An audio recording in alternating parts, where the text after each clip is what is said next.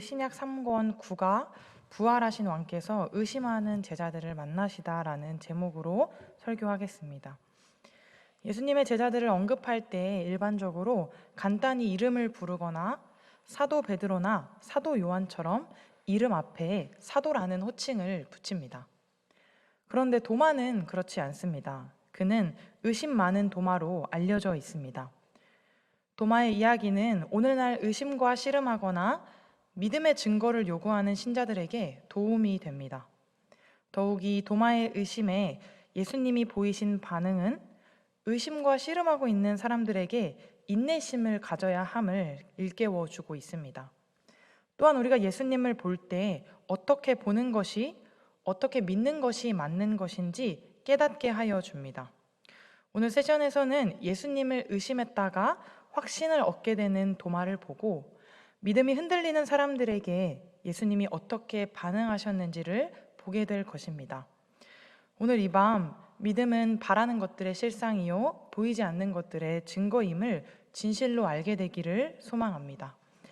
믿는 자로서 다른 사람의 믿음을 강하게 할 뿐만 아니라 의심과 의문 속에서도 하나님을 신뢰하도록 부름받았음을 깨닫고 고백하는 이 밤 되기를 소원합니다.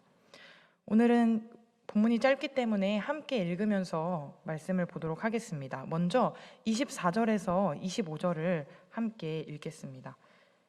20장 24절에서 25절입니다. 12제자 가운데 하나로서 쌍둥이라고 불리는 도마는 예수께서 오셨을 때에 그들과 함께 있지 않았다. 다른 제자들이 그에게 우리는 주님을 보았소 하고 말하였으나 도마는 그들에게 나는 내 눈으로 그의 손에 있는 못자국을 보고 내 손가락을 그 못자국에 넣어보고 또 내 손을 그의 옆구리에 넣어보지 않고서는 믿지 못하겠소 하고 말하였다. 아멘. 요한복음에서 12제자 중 한 사람인 도마가 세 번째로 등장합니다. 요한복음 11장 16절에서 도마는 다른 제자들에게 예수님과 함께 죽으러 가자라고 말했던 사람입니다. 잘못 이해했고 성급하긴 했지만 충성스럽고 용감한 그의 마음을 볼 수 있습니다. 또한 요한복음 14장 5절에서 도마는 예수님이 가시는 길을 알지 못한다고 시인했습니다. 즉 예수님이 어디로 가시고 어떻게 가시는지 모른다는 것입니다. 이것은 한편으로 도마가 예수님의 계획을 이해하기 위해서 노력했다는 것을 또 알 수 있습니다. 이제 요한복음에서 도마가 세 번째로 등장합니다. 이 사건은 예수님이 부활하신 후에 일어났습니다.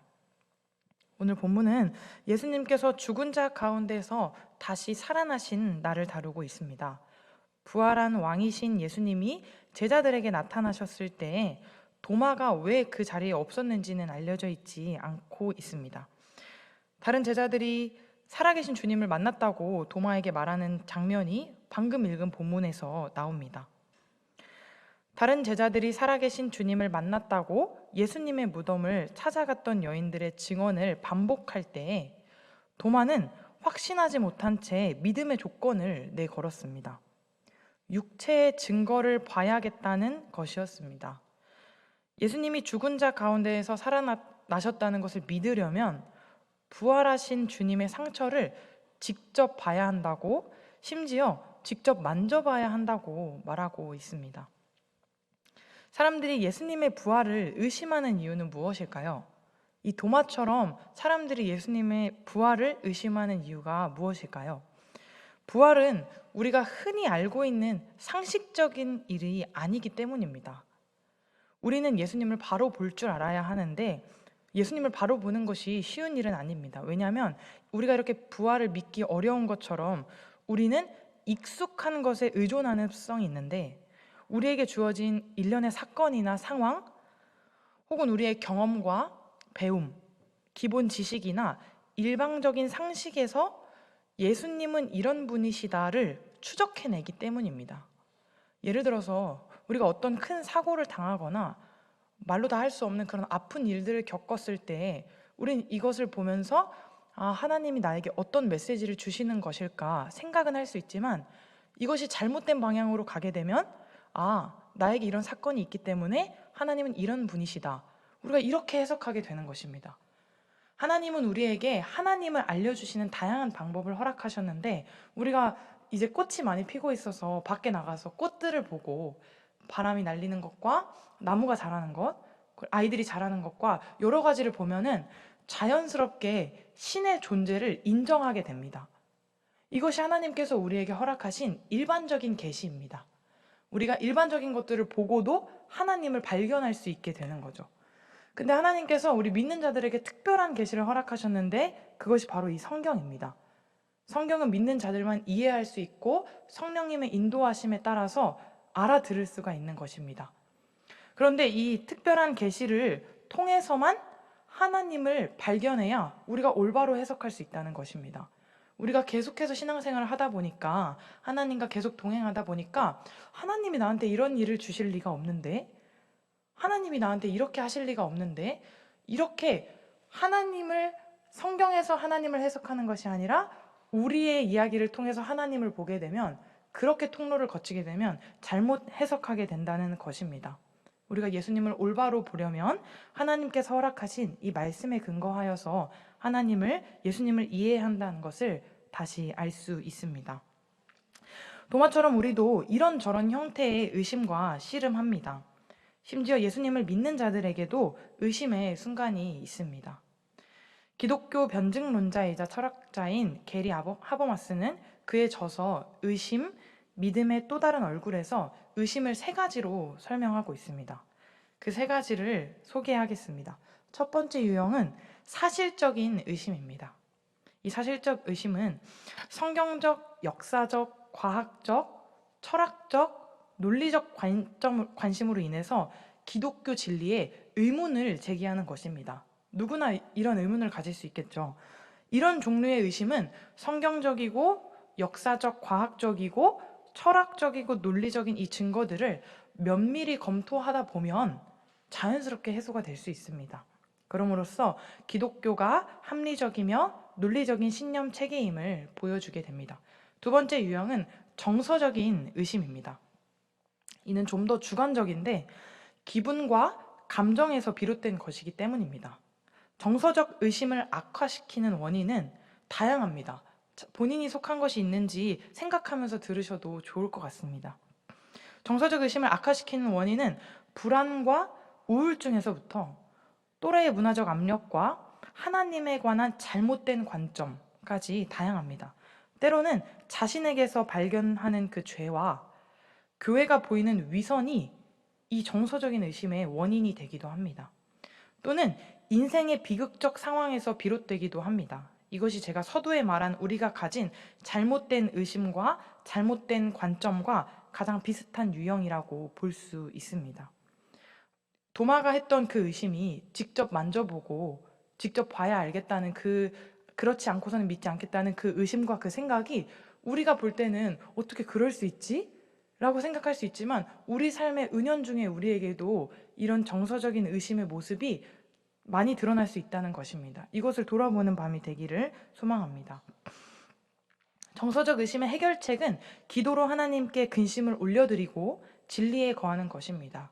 그 이유는 성령님이 아니고는 강팍하고 완악한 우리의 마음을 부드럽고 새롭게 할 수 있는 것은 없기 때문입니다. 세 번째 유형은 진리를 버리려는 결정이나 의지적인 행위입니다. 순종하기를 꺼리는 것입니다. 이런 종류의 의심을 약한 믿음이나 완고함이나 오만함이나 회개의 결핍 때문에 생겨날 수 있다고 보고 있습니다. 가장 진지하게 다루어야 할 의심이라고 가스펠 프로젝트에서는 소개하고 있습니다. 왜냐하면 이것은 그 자체로 불순종과 반역을 나타내기 때문입니다. 해결책은 그리스도의 복음에 비추어 각성하거나 결단하는 것을 제안하고 있습니다. 의심이 꼭 나쁜 것만은 아닙니다. 실수가 아쉬운 것이긴 하지만 꼭 나쁜 것만은 아닙니다. 그러나 의심과 실수가 더 좋은 결과를 가져올 때 그것들이 우리에게 유익할 수 있습니다. 우리는 습관적으로 의심하고 자주 믿음 없는 모습을 보이는 것을 회개해야 합니다. 젊은 사람들이 한참 유행어로 썼던 말이 오히려 좋아라는 말인데요. 좀 우리가 실수를 하거나 일이 짐작대로 잘 풀리지 않았을 때 사람들이 오히려 좋아 이렇게 말하는 것입니다. 이 말이 그냥 유행어로 썼지만 너무 긍정적인 말이라고 생각이 듭니다. 우리에게 이런 믿음의 시련이나 어려운 고통의 상황이 생겼을 때 이렇게 생각해 보는 것입니다. 오히려 좋아. 이 사건을 통해서 예수님을 올바르게 알 수 있으니까 오히려 좋아. 이렇게 생각하는 것입니다. 우리에게도 이런 긍정적인 영향들이 있기를 소망합니다. 예수님을 의심하는 사람들에게 예수님은 어떤 말씀을 하실까요? 도마처럼 어떤 조건이 충족되지 않으면 믿지 않으려는 사람들에게 예수님은 어떻게 반응하시는지 함께 살펴보겠습니다. 26절에서 27절을 같이 읽겠습니다. 26절입니다. 시작. 여드레 뒤에 제자들이 다시 집 안에 모여 있었는데 도마도 함께 있었다. 문이 잠겨 있었으나 예수께서 와서 그들 가운데로 들어서셔서 너희에게 평화가 있기를 하고 인사말을 하셨다. 그리고 나서 도마에게 말씀하셨다. 내 손가락을 이리 내밀어서 내 손을 만져보고 내 손을 내 옆구리에 넣어보아라. 그래서 의심을 떨쳐버리고 믿음을 가져라. 아멘. 26절에 나오는 여드레를 지나서라는 말은 이 날이 그 다음 주 일요일이었음을 말해줍니다. 결과적으로 요한은 이 날을 주의 날로 부를 것입니다. 지난주 일요일처럼 예수님은 닫힌 문을 통과해서 제자들에게로 들어오셨습니다. 너희에게 평강이 있을지어다 라고 똑같이 인사하십니다. 두 번째로 제자들에게 나타나신 예수님은 도마를 보시고 가벼운 책망과 함께 도전하셨습니다. 예수님이 도마에게 증거를 확인하게 하심으로써 처음에 도마가 내걸었던 그 믿음의 조건이 충족되었습니다.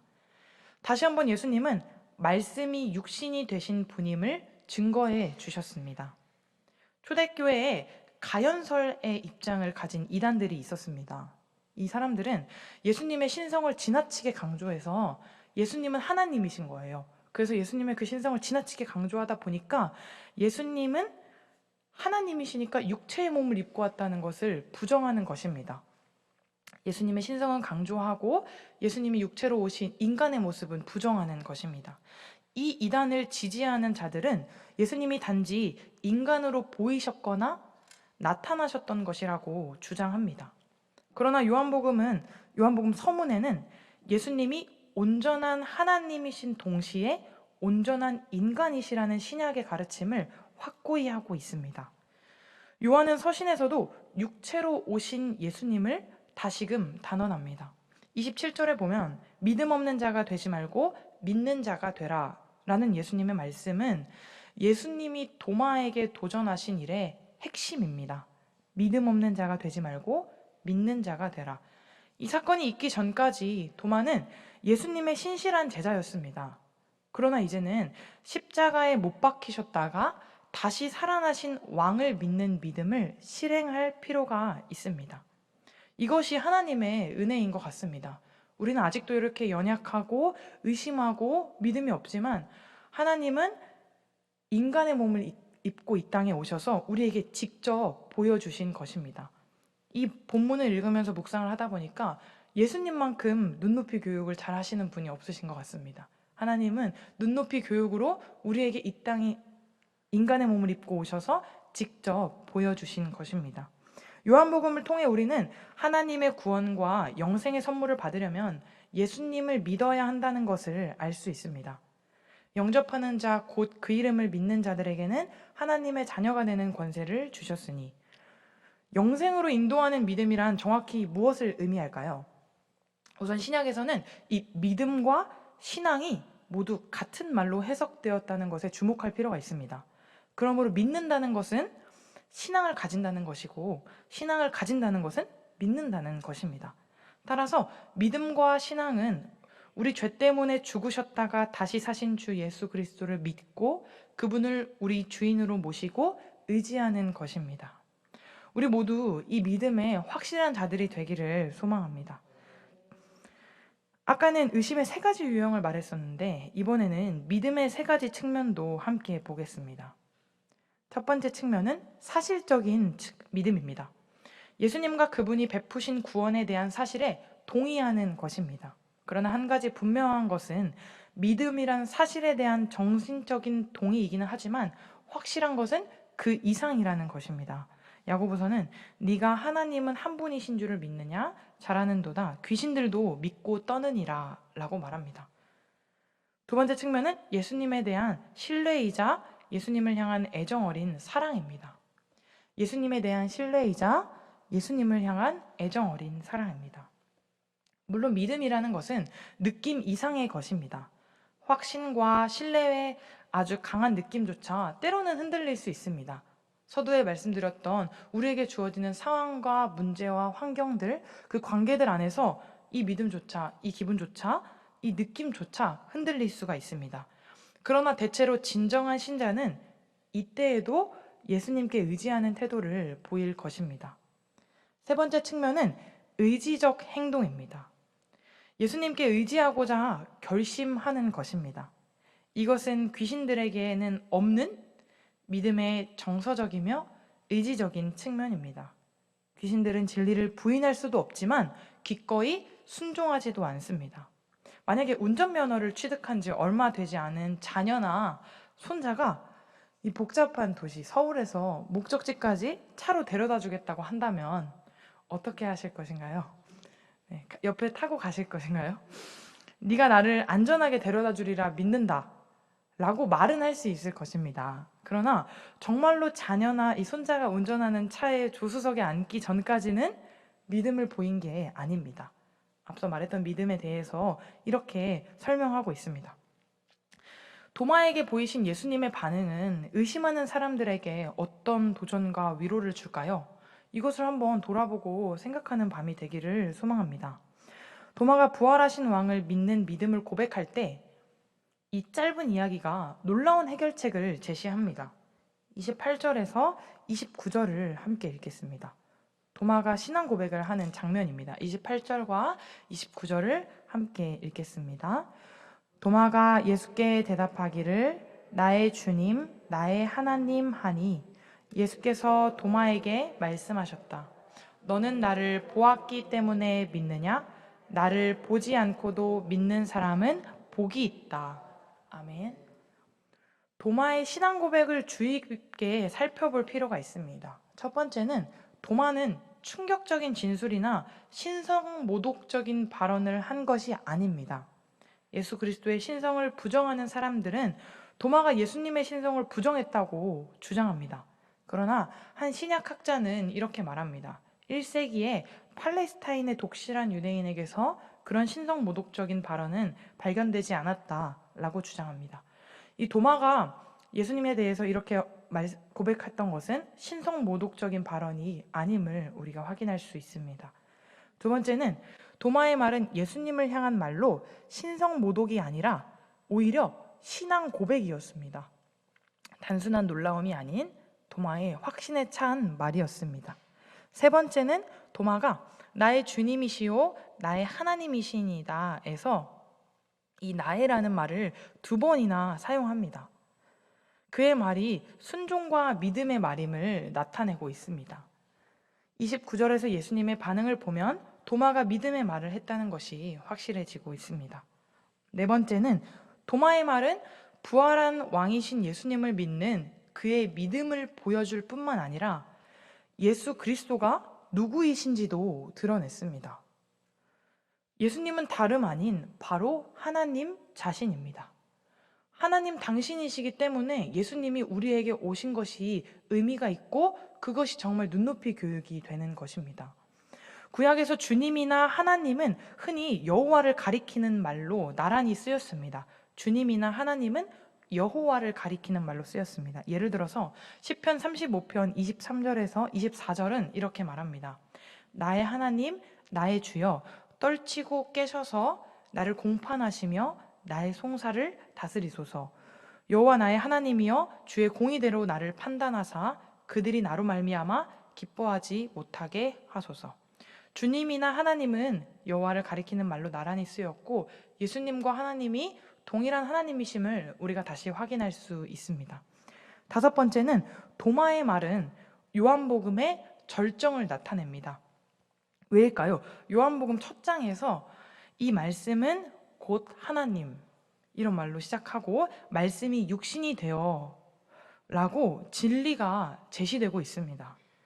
인간의 믿음이 이렇게 성경에 제시된 이 진리에 어떻게 이르게 되는가를 보여주는 최고의 표현이라고 평가됩니다. 이 도마의 신앙 고백이 그러한 고백이라는 것입니다. 그렇다면 우리는 29절의 예수님의 반응은 어떻게 이해해야 할까요?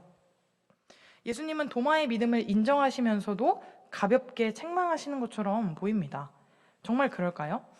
예수님 말씀의 뒷부분은 흔히 팔복이라고 부르는 축복의 말씀입니다. 예수님이 말씀하신 가장 유명한 그 복음, 그 축복, 마태복음 5장에 기록된 팔복이죠. 요한복음에서 복이라는 용어는 다른 한 곳을 제외하면 여기서만 나타납니다. 그래서 예수님께서 가볍게 책망하고 넘어가시는 것처럼 보이지만 사실은 예수님의 축복의 말씀이라는 것입니다. 도마의 고백에 대해서 예수님이 너는 나를 본고로 믿느냐? 너는 나를 봐야만 믿냐? 라고 하신 말씀은 보지 못하고 믿는 자들은 복되도다 라는 축복의 말씀을 해주시기 위한 설정으로 이해할 수 있다는 것입니다. 예수님의 말씀은 도마를 책망하신 것이라기보다는 하늘로 올라가셔서 육체적으로는 이 땅에 더 이상 존재하지 않으실 때를 예언하신 것입니다. 지금은 어차피 예수님을 보지 못하거든요. 우리는 어차피 예수님을 보지 못하고 믿는 것이기 때문입니다. 그 일이 있은 후에는 십자가에 못 박히시고 부활하신 구원자에 관한 복음의 메시지를 들은 자들만 믿게 될 것입니다. 바로 우리들입니다. 이것은 오늘날 우리의 상황과 비슷합니다. 우리는 예수님을 육체적으로 볼 수 없고 그럴 필요도 없습니다. 베드로전서를 함께 보겠습니다. 베드로전서 말씀이 나오진 않지만 함께 찾아서 읽겠습니다. 베드로전서 1장 8절에서 9절입니다. 베드로전서 1장 8절에서 9절입니다.